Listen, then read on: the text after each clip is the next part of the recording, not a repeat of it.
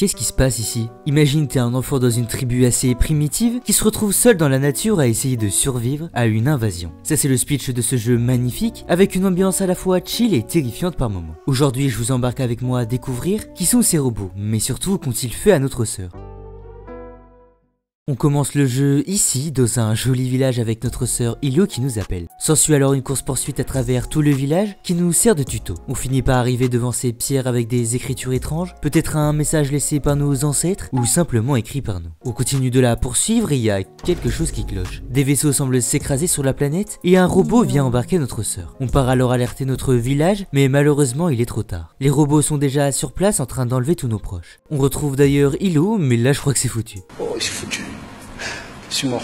On décide de nous enfuir tout en évitant les machines qui veulent notre peau. D'ailleurs, il y a un énorme robot pas du tout rassurant ici. En fait, durant tout le jeu, on ressent vraiment que l'on est vulnérable, puisque la différence de technologie est juste aberrante. On se retrouve alors dans une grotte avec ses yeux qui nous observent. Non, c'est pas du tout inquiétant. Mais bref, on a beau être en danger, je ne peux cesser de m'émerveiller devant ce paysage. Bon, autant dire qu'après tout ce qui s'est passé, on est crevé et on s'écroule de fatigue. On se réveille le lendemain et on parcourt une forêt emplie de nature. D'ailleurs, on croise cette sorte de sanglier qui veut juste nous manger. Mais heureusement, les autres herbes nous permettent de nous cacher. Malheureusement, c'est pas la plus grosse menace ici. Un peu plus loin, on tombe sur une construction humaine. Il semblerait que diverses tribus se soient installées à travers la planète. Bon, au-delà de l'histoire, ici, c'est une énigme pas bien compliquée en vrai. Donc on passe à la suite et on tombe sur une sorte de singe enfermé dans une cage. On le libère et je vous présente Moui, le goat de notre histoire. Il nous permet d'accéder à pas mal d'endroits, notamment ici où il nous aide avec une corde. Il va aussi nous permettre de faire diversion et c'est tout pour le moment. Bon, sinon entre-temps, il est retombé dans une cage et cette fois-ci, il y a un robot pour la défendre. On arrive à le sortir d'ici, non sans difficulté, mais le robot continue de nous pourchasser. Et on n'a pas d'autre choix que de sauter.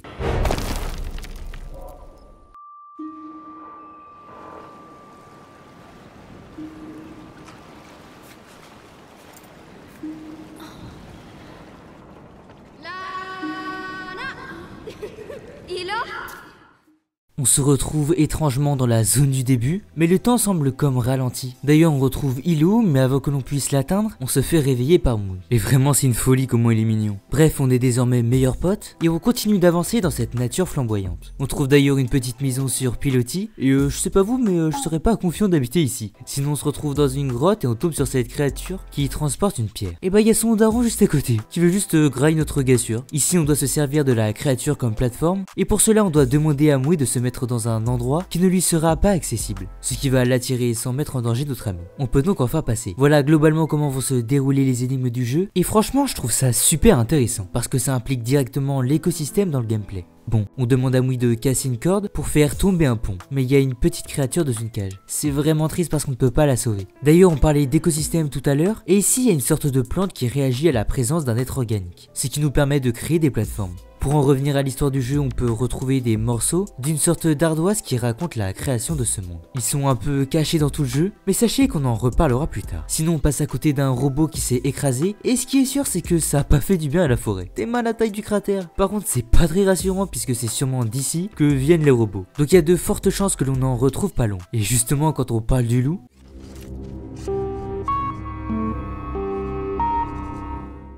attendez, c'était quoi ça? C'est une forme de communication ou quelque chose du genre? Bon, je crois qu'on se pose beaucoup trop de questions. Ici, on utilise les trous de taux pour attirer le robot grâce à Moui, et on fait tomber des bûches. Je crois que là, il y a peu de chances qu'il se réveille. Par contre, il y a cette grande machine au loin et...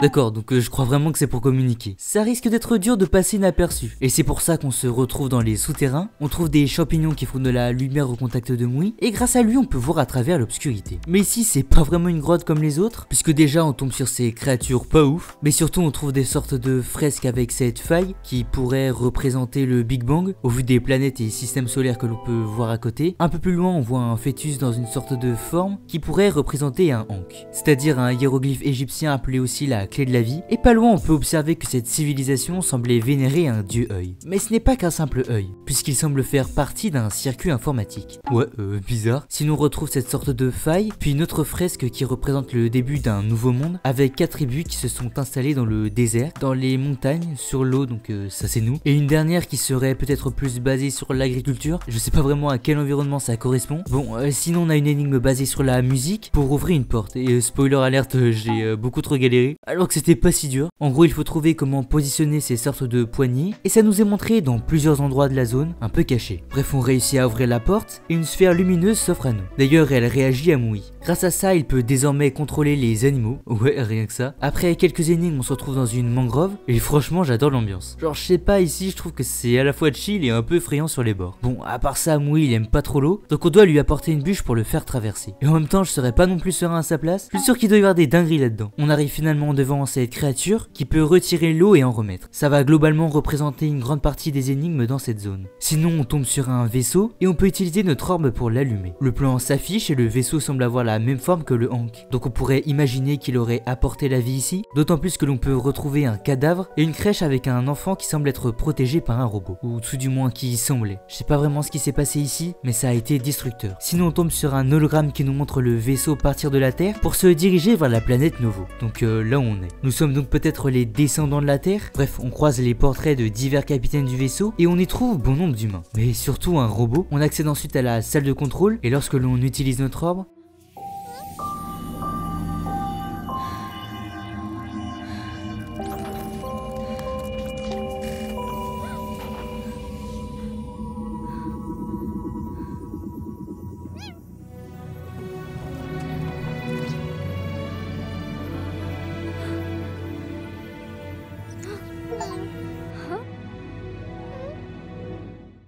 on a désormais un bracelet qui va nous être utile pour plus tard, mais sinon ces mots et ces robots communiquent de la même façon que ceux qui ont envahi notre planète, alors que bah ici ça doit faire des milliers d'années qu'ils sont en train de dépérir. D'ailleurs je crois que notre bracelet nous permet de contrôler cette technologie grâce à ce terminal. Ici on retrouve des capsules de sauvetage et étrangement il en reste beaucoup trop. Je crois qu'il n'y a pas grand monde qui on peut être sauvé. Après avoir passé cette zone on se retrouve dans la mangrove et on prend un bateau. Ouais je sais pas vraiment ce qu'il faisait là mais ok.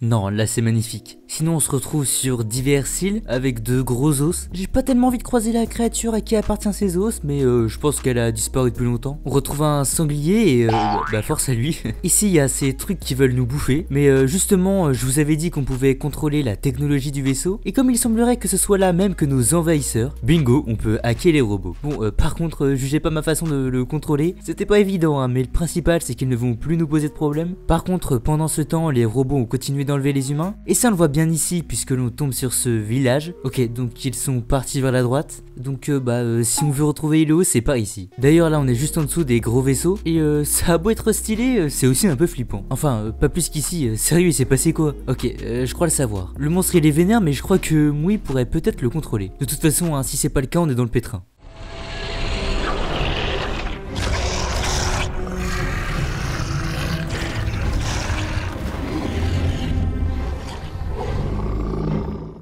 J'ai vraiment cru que ça allait pas passer, mais je crois qu'on est débarrassé. Par contre avec la nuit, les étoiles, le paysage, je sais que je me répète mais c'est trop beau.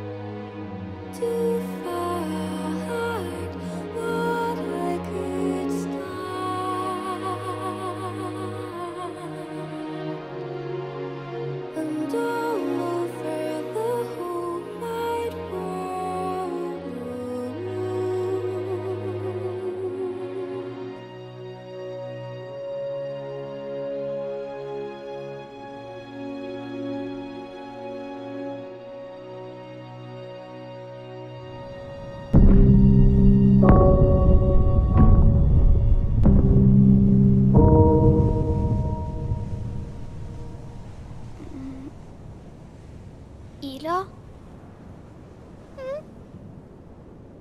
On se retrouve dans le désert et ce qui est sûr c'est que c'est pas la même ambiance. Je trouve ça un peu plus inquiétant. J'ai moins cet aspect sécurité que me procurait la nature. Les arbres, les autres herbes. Ici on est tout le temps à découvert et ça les robots l'ont bien compris. Mais bon, qui reste caché dans un désert hein. C'est vrai quoi, y a rien là-bas. Et bah nous.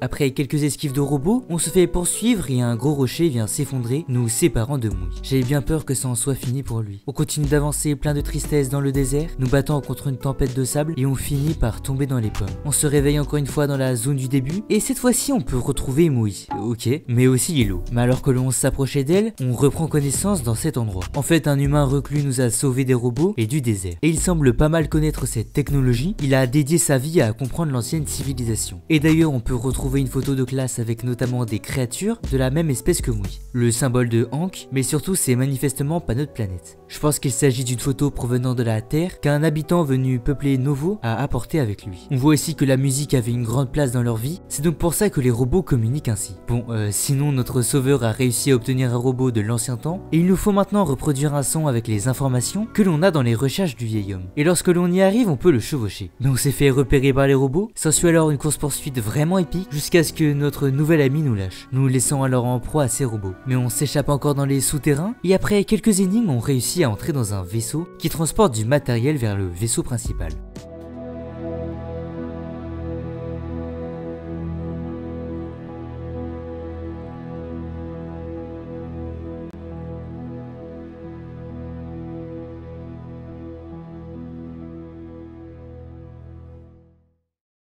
On est alors dans le centre même de l'invasion et on y voit des créatures se faire broyer pour créer un liquide étrange. Mais on voit Mouille qui est étrangement refusé. On a eu chaud. On le suit et je sais pas vraiment ce qui peut lui arriver. Il y avait sûrement quelque chose dans l'autre boîte avant. On réussit à le libérer, le duo est à nouveau réuni et rien peut nous arrêter. En continuant d'avancer, on tombe sur une crèche un peu creepy. Non, en vrai, beaucoup trop creepy. L'ambiance est angoissante de fou. Et encore, dites-vous qu'on n'a pas tout vu, puisque l'on retrouve un peu plus loin les humains capturés dans des sortes de cages à animaux. On retrouve d'ailleurs Hilo et on s'est fait cramer. On saute en bas du vaisseau et après avoir échappé à nos assaillants, on trouve son cœur. Et ce qui est sûr, c'est qu'il est un peu vénère. On finit par le confronter, mais malgré nos efforts, on n'est pas assez puissant. Enfin, ça c'est ce qu'on croyait, puisque Mouille prend le relais. Et Mouille, faut pas le chauffer, hein, parce que c'est un nerveux. On a réussi à calmer le cœur, à désactiver les robots, mais Mouille s'effondre.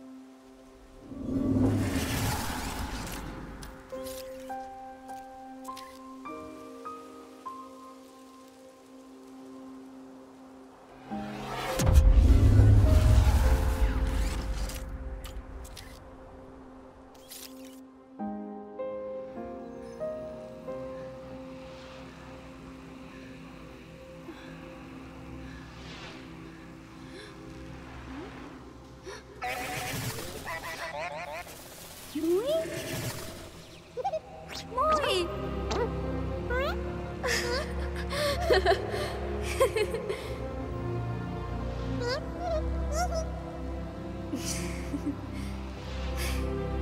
Tiai. Meno Mouille. Olai. Le village est reconstruit et mieux que ça, les robots vivent désormais en harmonie avec les humains. On va retrouver Hilo et Mouille et on se pose pour observer le paysage. Bon, il reste pas mal de points d'ombre que je vais essayer d'éclaircir maintenant. Déjà, quelle est vraiment l'histoire de cette planète? Je vous en ai parlé au début de la vidéo, mais on peut trouver plusieurs sanctuaires éparpillés à travers tout le jeu, qui vont nous donner des parties d'une sorte d'ardoise. Cette ardoise nous apprend qu'en termes d'évolution, c'est à peu près pareil que la nôtre. Juste ils ont été rejoints par des androïdes entre temps. Ensemble ils ont regardé le ciel, et la divinité de l'œil leur a montré qu'il existait une autre galaxie compatible avec la vie. Ils s'y sont alors rendus et se sont séparés en 4 groupes pour explorer la planète tout en respectant les environnements et en apportant leur technologie, la colonisant peu à peu. Mais alors pourquoi ont-ils en quelque sorte disparu? Et pourquoi le vaisseau que l'on a exploré semble s'être écrasé? Je pense qu'il est probable que les robots aient pris le dessus sur les humains, attaquant en quelque sorte le vaisseau, ce qui pourrait expliquer pourquoi le dernier capitaine est un robot, alors que ça n'avait jamais été le cas avant. Mais certains humains auraient réussi à s'enfuir, comme nous le montre le vieil homme qui vit littéralement dans une capsule de sauvetage. Mais alors pourquoi les robots ne se réveillent que maintenant? J'avoue que je n'ai pas trouvé d'explication, donc si vous en avez je suis preneur. En fait, d'après ce que j'ai compris, le souhait des humains et des robots était avant tout de cohabiter. Donc peut-être que le fait de capturer les habitants, ça leur permettait de cohabiter en quelque sorte, tout en prenant le dessus sur eux. Alors on pourrait penser qu'ils sont méchants, et c'est un peu le cas, mais je pense que finalement pas tant que ça. Les robots semblent avoir de l'affinité avec les humains, sinon ils auraient juste pu les tuer. Et puis dans le vaisseau on voit quand même un robot avec un bébé, donc je pense qu'il y avait quand même une sorte de respect mutuel assez important.